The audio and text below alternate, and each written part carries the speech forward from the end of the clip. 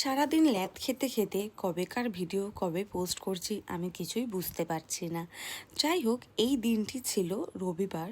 আমি বিরিয়ানি রান্না করেছিলাম। করার পর আমি ঘরে চলে এসেছি। ঘরে এসে দেখছি আমার রুমটার এরকম অবস্থা।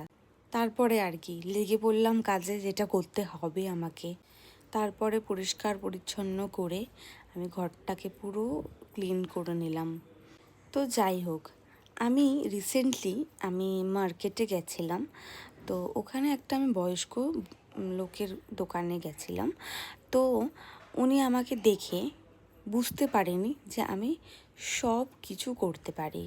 একটা প্লাস্টিকে অনেকগুলো ম্যাক্সি রাখা ছিল, তো ওটা খুব ভারী, তো আমার পুরোটা নিয়ে যাবে আমার খুব কষ্ট লাগছিল। যার কারণে আমি ওনাকে বলি যে না, আমাকে দিন, আমি দিচ্ছি। উনি বলছে তুমি পারবে না।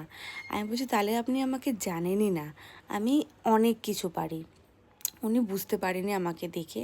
উনি ভেবেছেন আমি খুব শৌখিন, খুব কাজ বাজ আমি কিছু পারিই না। তো যাই হোক, ওনাকে আমি ওই প্লাস্টিকটা অত ভারী তুলে ওনাকে দেখিয়ে দিয়েছি, তো উনি চুপ হয়ে গেছে, উনি বুঝতে পারেনি। তো যাই হোক, একটু আমার সঙ্গে ঘটেছিল, আমি আপনাদের সঙ্গে শেয়ার করলাম। আমার এই ভিডিওটি আপনাদের কেমন লাগছে আমাকে কমেন্ট বক্সে জানিয়ে দেবেন।